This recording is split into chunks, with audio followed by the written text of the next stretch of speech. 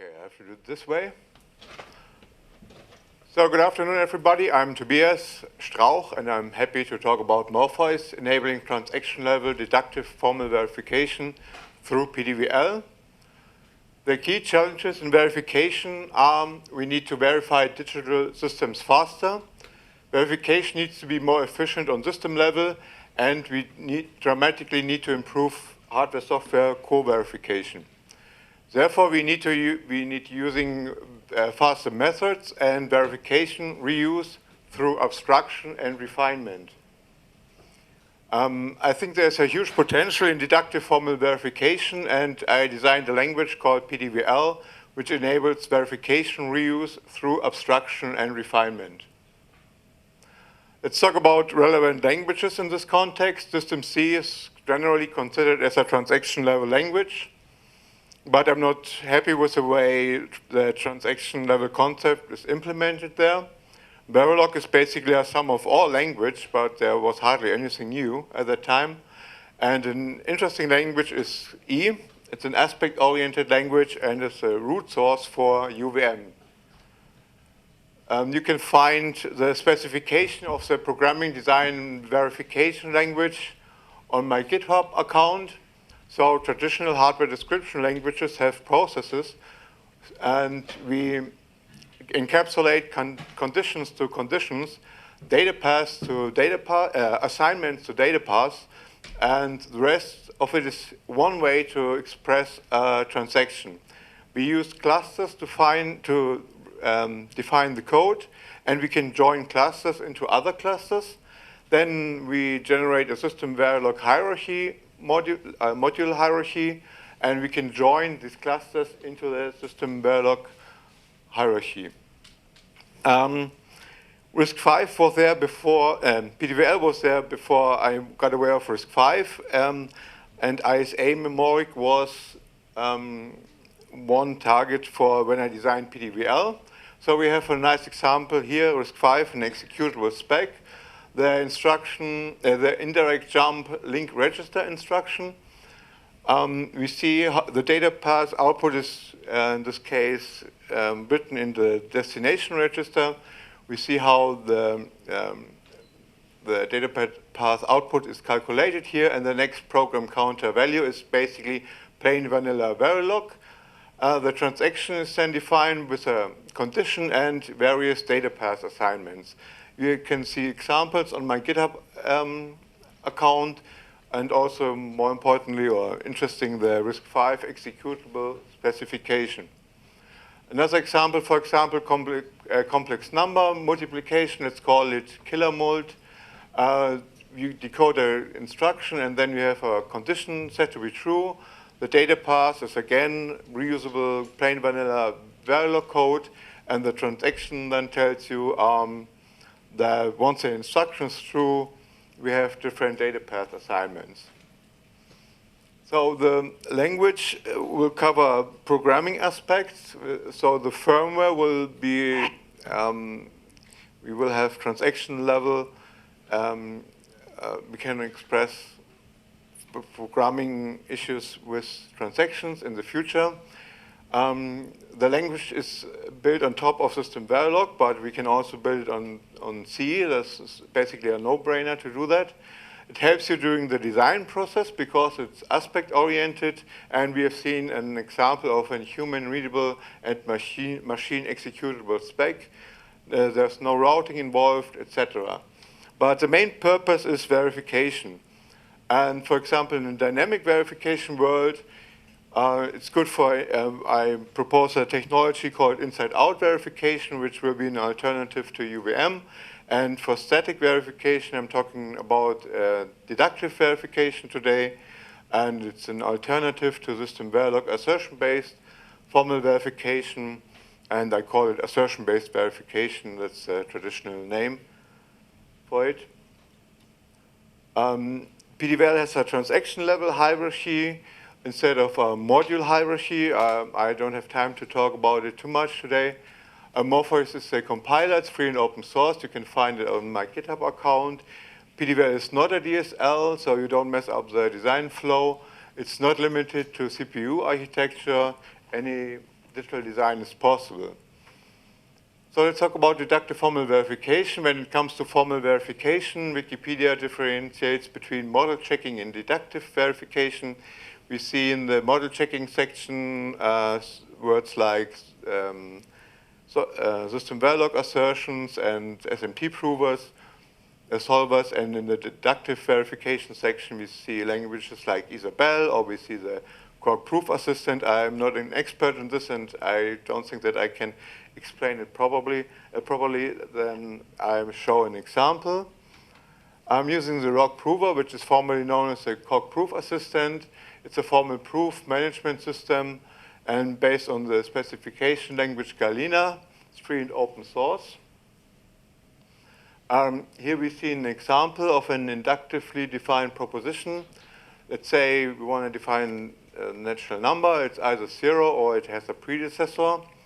And this is a recursive function. We want to, when the list is empty, we insert the element. Otherwise, we check if the first element is lesser or equal than or the given element is lesser or equal than of the first element. Then we insert it. Otherwise, we call the function again, starting with the second element. Sorry for that. So we want to verify that the resulting list is always a sorted list. What is a sorted list? We have to define it here. Sorted list is either empty, it has one element, or we check the first two elements. If the first one is lesser or equal than the second one, then it's okay. Otherwise, we check and we check the rest of the list starting from the second element. The reciting list must also be a permutation. I skipped that part. So we say a reciting list is a permutation and must be sorted. This is defined in the definition. And then we define a theorem, checking if we want to check if want to prove that the insertion list, insertion function is a sorting algorithm. And then the interesting part starts. We now use tactics. We use tactics to verify our problem instead of giving it to an SMT solver, which will eventually come back any time. We use tactics, which is a controlled verification flow. And this simplified example here. I use a calendar example. When you do multi-threading, you need to scheduling threads. A complex timer stores a list of events in an ascending order. You want to prove that the design works correctly by using inductively defined propositions. For here we have usually problems and that the memory is limited in size and the counter runs into an overflow.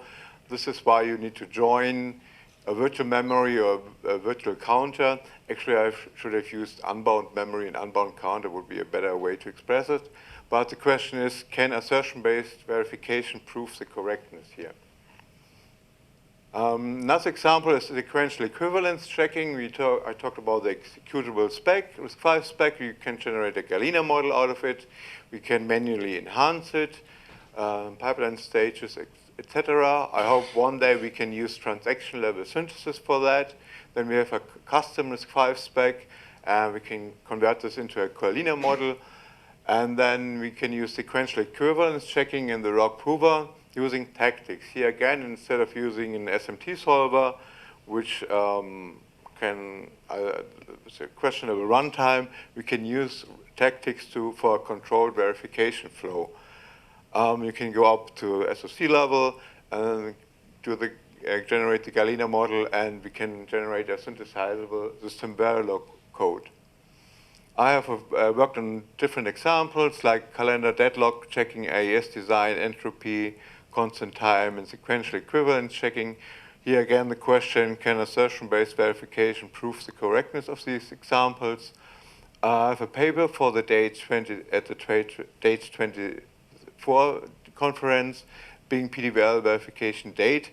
The current proceedings are actually freely accessible. So if you want to download these from 24 and 23, feel free to do that. You will hopefully find these links. Otherwise, drop me an email and I send you the paper in case you're interested in the examples. So why would you use deductive formal verification speed? It's a static instead of a dynamic method. You can do it incrementally and parallel proving is possible. It's a controlled verification flow by tactics, can prove more, can prove what assertion-based verification can do today, and can prove more, for example, memory consistency, cache coherency, etc. And it's a lot of fun. From now on, we'll speak less precisely, if I'm speaking precisely at all, because I would now talk about other people's projects. So I don't want to make false statements, so I will keep it a little vague here. So other projects, the most prominent example is the DeepSpec project. The web page states, we focused on the specification and verification of full functional correctness of software and hardware. These are the researchers from Princeton, MIT, Penn, and Yale. The question is it still alive? I don't really think so. The last paper is from 2022, and an interesting project for hardware guys. It's a Kami project. I will talk about it in a minute. PDVL is located here, so PDVL covers also firmware levels and the design, and the dream is, or the main purpose was verification to combine the programming world and the design world to better verification achievements. So the Kami project states a COG framework to support implementing, specifying, verifying, and compiling BlueSpec-style hardware components with high developer productivity. It is module-based, I think, publication from 13 to 17. On the 7th RISC-V workshop 2017, there was a nice presentation. I think it's taken over from to Sci-Fi repository 4 years ago. For completeness, some other project, Bedrock and Bedrock 2. Bedrock 2 states a work-in-progress language and compiler for verified low-level programming. Don't have the time to go into details because another more interesting project is the SAIL project, or the SAIL flow. SAIL is a language for describing the instructions and architecture semantics of processors. So I think it's processor-based. Question is the hardware predictive? I should have said the quality of code when you automatically convert it into RTL. What about the timing? I'm not sure that this is will give you really good results, but at least it's still active. Yeah. I recommend reading in case you're not familiar with it and interested in Software Foundation, Volume 1, free and open source, or at least free. So summary, PDVL is not limited to processors like I think the SAIL flow is. PDVL supports the deductive formal verification beyond assertion-based verification. PDVL is transaction level based, not module based, like I think the Kami world. PDVL defines transactions differently than System C. PDVL is aspect oriented, therefore allows human readable and machine executable spec. PDVL compiles into exactly the hardware you want. I'm not sure about the SAIL flow here. PDVL is not DSL based. PDVL will support more firmware aspects, and PDVL will support more system-level verification. I mentioned the transaction-level hierarchy instead of the module hierarchy. And the transaction-level hierarchy allows you to read the reuse of proofs. More to come. You almost made it. If you're interested in system hyperpipelining on FPGAs, Arduino project, I'm happy to talk about it, or system hyperpipelining on ASICs combined with wave pipelining, whereas each wave is a different thread. I'm happy to talk about it. Thank you. Questions? Most welcome. Thank you, Tobias. Take questions here. Thanks for the talk. So some background about the Kami stuff. I'm also an outsider in the space, but one of the things that was challenging in that project, as I understand it, is it's hard to do abstract and modular proofs of things like out-of-order processors. So do you have thoughts on how you can express that in your system and how that would enable sort of truly modular verification? Because otherwise, that's sort of the big sticking point, right? Kami can also do other kinds of like non-processor designs and proofs for them, but I think the big question is like, how do you actually break up proofs for sort of more complicated architectural motifs? Actually, I just work on these examples, and hopefully one day I can do what you just mentioned. I'm just at the beginning in this world, but like there are blue spike examples who do memory consistency and cache coherency checks. I would assume that one day I can do that too. Got it. Thanks.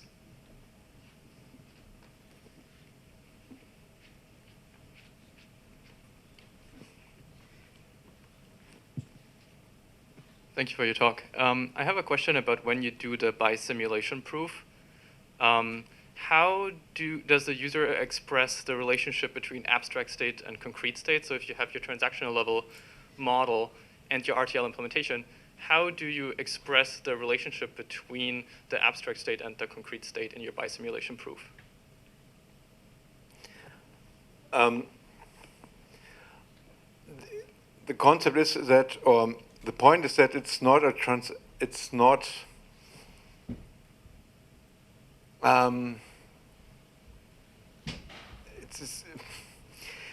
it is not a transaction level state or a transaction is basically, yeah, it's just really hard to say that because you don't have to consider a PDVL as a abstract language. You basically still define logic, but the transaction can cover data or event processing over multiple modules. So is the transaction cycle accurate? It's transaction levels, yeah, probably, but it's not an obscure language where you then need to define different, that you have problems to match different states from a higher level perspective to a lower level. I mean, like an example would be you have the RISC-V specification, which has like the registers which are defined, right? That's like the architectural state. And then if you actually implement it as a pipeline, you will have extra pipelining registers. And so if you want to do that proof that this functional RISC-V specification is correctly simulated by your RISC-V implementation, then you need to somehow say what is the state of the registers that are not part of the RISC-V specification. So, because I don't know, that's what I thought you were proving, is you're proving like transaction level specification against an implementation. But also if that gets too complicated, we should take it offline. Yeah, yeah. I mean, I really hard to explain it for me. Maybe one day we have transaction level synthesis when you go from an abstract level to a lower level, and then you match these two Galena models if you want. Maybe that explains it. Maybe that's what you're doing there, right? Yeah. Yeah, but that's okay. We can take this offline. I mentioned that hopefully one day we can do transaction level synthesis in the future. That's a dream for me. And this is why we cannot really compare or match the two design states right now. But I think that's a base. That's the base to do this in the future. The good thing is that we have a break now, so you are Okay, free to discuss this during the break further. Thank you again.